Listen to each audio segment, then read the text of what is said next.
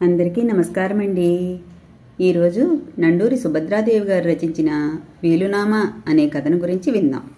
అలవాటైన కాళ్ళు చెరువుగట్టుకి దారితీశాయి. ఒక రోజా 2 రోజులా? కొన్ని దశాబ్దాలుగా వస్తున్న అలవాటు నాకు.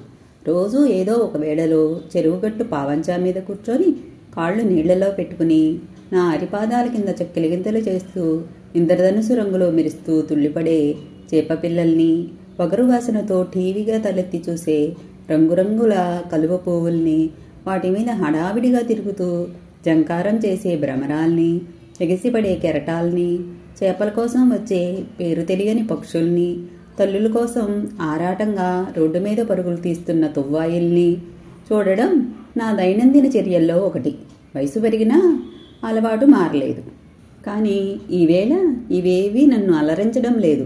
మనసుకి సెగతగిలినట్లుగా భగభగమంటోంది. పేగులు ఆకలితో కరకరలాడుతున్న ఇంటికి వెళ్లాలనిపించడం లేదు. నా తమ్ముడి పార్థివదేహం మంటల్లో కాలిపోతున్న దృశ్యమే నా మనోనేత్రం ముందు కదలాడి నాకు శాంతి స్థిమితం లేకుండా పోతోంది. తమ్ముడి మరణం నిజంగానే నిన్ను కుంగతీసిందా? మనసు నిలదీసింది. Heart is the lonely hunter అని ఏ ఇంగ్లీష్ కవి అన్నాడో కానీ ఆ మాటలు నా పట్ల అక్షరాల నిజం. తట్టుకోలేకపోతున్నాను. తమ్ముడు వాసు నేను 10వ తరగతి ఆఖరి ఎగ్జామ్ రాసి ఇంటికి వచ్చేసరికి పుట్టాడు. నీ రిజల్ట్స్ వచ్చేదాకా తమ్ముడు మంచి కాలక్షేపం రా అన్నాడు నాన్న. వాడికి వెన్నపోస తినిపించడం నుంచి చదువు చెప్పే గురువు దాకా అన్ని పాత్రల్ని నేనే పోషించాను. వాడిని కన్నా 4 ఏళ్లకే అమ్మ కన్నుమూసిన ఆ లోటు ఏమాత్రం తెలియకుండా వాడిని పెంచుకొచ్చాను. నాకు పెళ్ళై 2 ఆడపిల్లలు కలిగేదాకా ఆ అనుబంధం అలాగే కొనసాగింది. నా భార్య మణి కూడా వాడిని కొడుకులాగే ఆదరించింది. నా పిల్లలకి నా దగ్గర కంటే వాడి దగ్గరే చేరిక ఎక్కువ. పండగలకి, పేరెంటాలకి వాళ్ళని బజారుకు తీసుకెళ్లి గాజులు, పూసల దండలు కొనిపెడుతూ ఉండేవాడు. వాడు ఉద్యోగంలో చేరాక మొదటి జీతం తెచ్చి, ఇదిగో వదినా చీర కొనుక్కో అంటూ నా భార్యకు ఇచ్చాడు. మా అనుబంధం చూసి పైకి గంభీరంగా ఉన్నా మా నాన్న పొంగిపోయేవాడు. కానీ ఏది నిరుడు కురిసిన వాత్సల్య వర్షం? ఎక్కడ తమ్ముడు? చెప్పా పెట్టకుండా ఎక్కడికి వెళ్ళిపోయావు? ఈ పాపిష్టి అన్నని చూడటానికి కూడా మనస్కరించలేదా? మనసు ఆక్రోశిస్తోంది. తోడబుట్టిన వాడి పట్ల నీ విధిని నువ్వు సక్రమంగానే నెరవేర్చావా అంటోంది హృదయం. జవాబు లేదు నా దగ్గర. ఉన్నంతలో ఆడపిల్లలిద్దరికీ మంచి సంబంధాలు చూసి ఘనంగా పెళ్లిళ్లు చేశాను. ఎవరి జీవితాలు వాళ్ళవి. నాకు పెన్షన్ వస్తుంది. బతుకుకి భరోసా ఉంది. నాన్న దగ్గర అంతగా చేరిక లేకపోయినా ఏ విషయమో నా దగ్గర దాచిన తమ్ముడు ఒక రోజున ఒక అమ్మాయిని తీసుకొచ్చాడు. గుళ్ళో తాళి కట్టానని చెప్పాడు. ఇంట్లో పెద్ద రభసే అయింది. మణి మాత్రం తోడికోడల్ని సాదరంగా ఆహ్వానించింది. ముఖ్యంగా ఆడవాళ్ల మధ్య ఎక్కువగా పొరపచ్చాలొస్తాయనే అపోహ ఉంది నాలో. కానీ మణి ధోరణి వేరుగా ఉంది. నాన్న మాత్రం పరిస్థితులతో రాజీ పడలేదు. గుట్టుచప్పుడు కాకుండా వీలునామా రాయించుకొచ్చేశాడు. ఉన్న 6 ఎకరాల పొలం, ఇల్లు నా పేరున రాయించాడు. ఆస్తి ఆయన స్వార్జితం గనక ఎవరూ నోరు విప్పడానికి అవకాశం లేకపోయింది. తమ్ముడి భార్య వహిని ద్వారా సంగతి తెలుసుకున్నా ఆమె పుట్టింటి వాళ్లు గొడవకి వచ్చారు. నాన్న మాత్రం బెదరలేదు, చెదరలేదు. చేసేదేమీ లేక వాళ్ళు వెళ్ళిపోయారు. పైకి ఏమీ అనలేక చిత్తప్రజ్ఞుల్లా మిన్నకుండిపోయాడు వాసు. అన్నదమ్ములిద్దరం ఒకే ఇంట్లో పక్కపక్క వాటాల్లో ఉంటున్నా ఎదురుపడితే ముభావంగా పలకరించుకోవడం అలవాటైపోయింది. కొన్నాళ్లకు నాన్న కూడా సుస్థి చేసి తాటిపోయాడు. ఇంట్లో మిగిలిన 4 మధ్య మౌనమే రాజ్యమేలేది. ఈ పరిస్థితి జీర్ణించుకోలేని మణి ఒకరోజు నన్ను నిలదీసింది.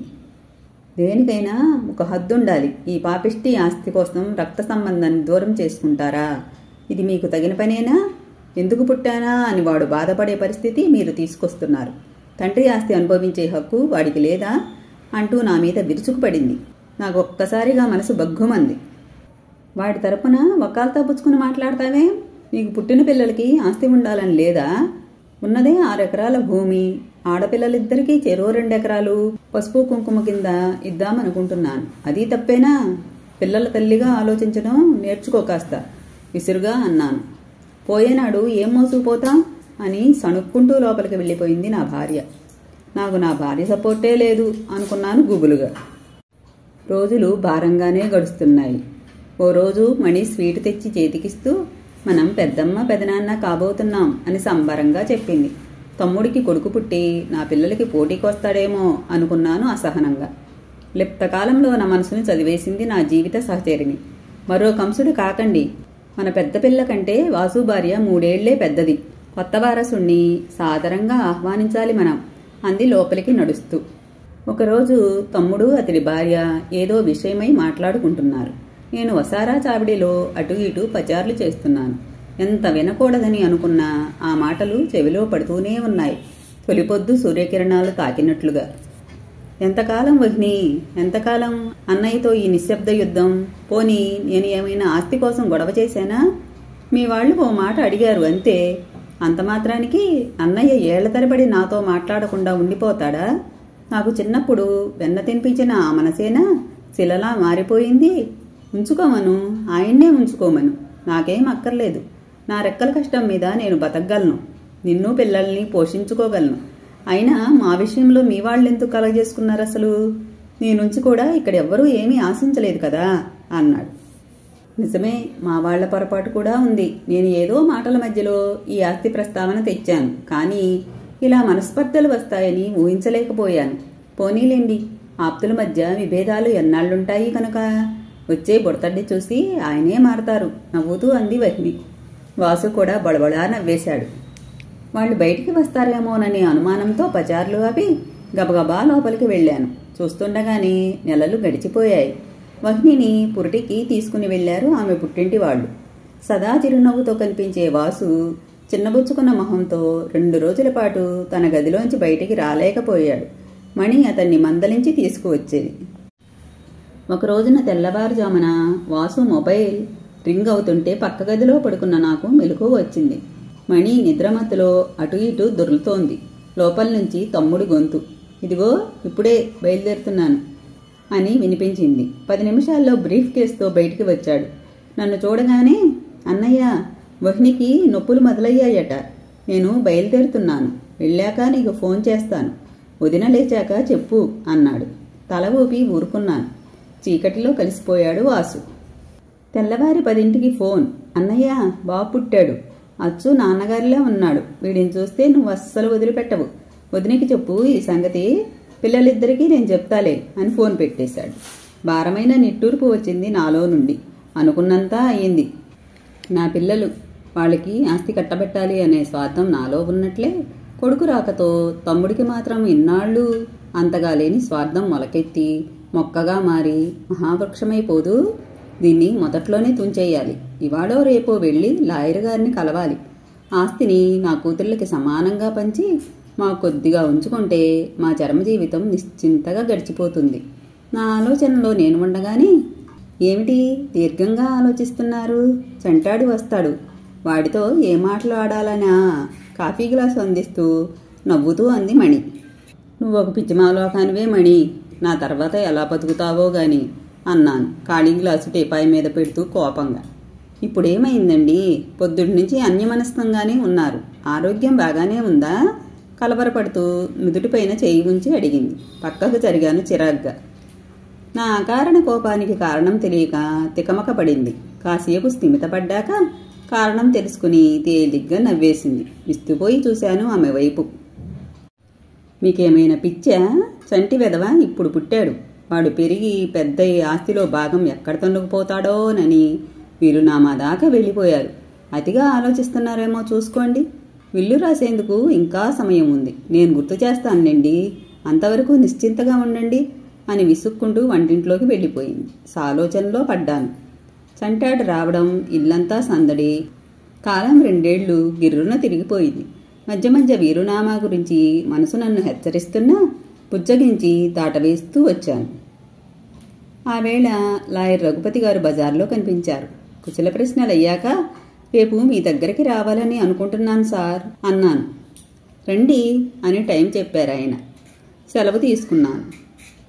ఇక నా పని నేను చేసుకుపోవాలి గాని దీని మాటలకు విలువ ఇవ్వడం అనవసరం గట్టిగా మనసులో అనుకుని తేలిక పడ్డాను. తెల్లవారి లేస్తూనే వాసు వచ్చాడు. అన్నయ్య, పిల్లాడికి 2 నుండి 3వ ఏడు వచ్చింది కదా, ఈవేళ సింహాలమ్మ గుడికి తీసుకెళ్లి పుట్టు వెంట్రుకలు తీయించుకొస్తాం అన్నాడు. సరేనన్నట్లు తలూపాను. వాళ్ళు వెళ్ళిపోయారు. స్థిమితంగా నా పనులు కానిచ్చుకుని వంటింట్లోకి కేక పెట్టాను. అలా పొలం వైపు వెళ్ళొస్తా, తలుపేసుకో అని. బండి లాయర్ గారింటికి దారితీసే లోపల మా దూరపు చుట్టం సాయి పరిగెత్తుకుంటూ ఎదురొచ్చాడు. నన్ను చూస్తూనే భోరుమన్నాడు. బావా, ఘోరం జరిగిపోయింది. ఇంత పొద్దున్నే వాసు ఎక్కడికి బయలుదేరాడు? వెహికల్కి లారీ గుద్దుకొని యాక్సిడెంట్ అయ్యి ఆ అమ్మాయికి బాగా దెబ్బలు తగిలాయట. చంటాడు, దూరంగా పొదల్లో పడబట్టి బతికిపోయాడు. కానీ వీడు, మన వాసు, ఆ చెరుకు లారీ కింద పడి ఇక చెప్పలేక జేబు రుమాల్ని ముఖానికి అడ్డం పెట్టుకున్నాడు. వెక్కి వెక్కి ఏడుస్తున్నాడు. స్థాణువైపోయాను. మెదడు మొద్దుబారిపోయింది. శూన్యంలోకి చూస్తూ ఉండిపోయాను. ఏం జరిగింది? ఏం వింటున్నాను? ఇంట్లో ఫోన్ రింగ్ అవ్వడం తెలుస్తోంది. మణి భోరున ఏడుస్తూ బయటికి వచ్చింది. ఇంటి ముందు ఒక్కొక్కరు పోగవుతున్నారు. జరగాల్సిన తతంగం యాంత్రికంగా జరిగిపోతోంది. అప్పుడు మొదలైన నా ఈ శూన్యపు చూపుల్లో 10 రోజులు గడిచిపోయినా మార్పు రావడం లేదు. నా తమ్ముడి రూపం పొత్తిళ్లలో గుప్పిళ్లు మూసుకున్నది లగాయితూ దహనమయ్యేదాకా ఒక్కొక్కటిగా కళ్ల ముందు కదిలి ఒక్కసారిగా భోరుమన్నాను. పేగులు కదిలిపోతున్నాయి. భగవాన్, మనుషులు మరణిస్తేనే కాని మిగతా వాళ్లకి వాళ్ల విలువ తెలియదా? నిన్న మొన్నటిదాకా ఎంత స్వార్థంతో ఉన్నాను. విసిరేస్తేనే గాని నాకు చేతిలోని రత్నం విలువ తెలియలేదు. నాకు అష్టైశ్వర్యాలు అక్కర్లేదు తండ్రి. నా తమ్ముడు నాకు కావాలి. మరోసారి భోరుమన్నాను. ఎందుకు ఏలుతున్నావు పెదనాన్న? అమ్మ కొట్టిందా? బుజ్జి చేతులతో తుడిచాడు చంటాడు. ఆర్తిగా వాణ్ణి గుండెలకు హత్తుకుని లోపలికి నడిచాను. మరదలు పుట్టింటికి వెళ్ళిపోవడానికి అన్నీ సర్దుకుంటోంది. ఏంటమ్మా అన్నీ సర్దుకుంటున్నావు? అడిగాను కంగారుగా. ఇక ఏం మిగిలింది బావగారు నాకిక్కడ అంటూ కళ్ళు తుడుచుకుందామె. ఏమీ లేకపోవడం ఏంటమ్మా? ఈ ఇంట్లో సగభాగం, పొలంలో సగభాగం, పాడిలో సగభాగం వీడివి. నీ బిడ్డవి నీవి కావా? నిన్నటిదాకా నాకు 2 పిల్లలు, ఇప్పటినుంచి 3. వాసు ఆఫీసులోనే నీకు ఉద్యోగం ఇస్తున్నారు. మెసేజ్ వచ్చింది. పుట్టింటికి వెళ్ళి 3 రోజులు నిద్ర చేసిరా. వచ్చాక జాయిన్ అవుదువుగాని అన్నాను. మణి ఆశ్చర్యంగా నా కేసు చూసింది. ఈసారి నేను లాయర్ గారింటికి వెళ్తానంటే మణి అడ్డు చెప్పలేదు. ఈ కథ ఇంతటితో సమాప్తమండి. మళ్ళీ ఇంకో మంచి కథతో మరోసారి కలుసుకుందాం.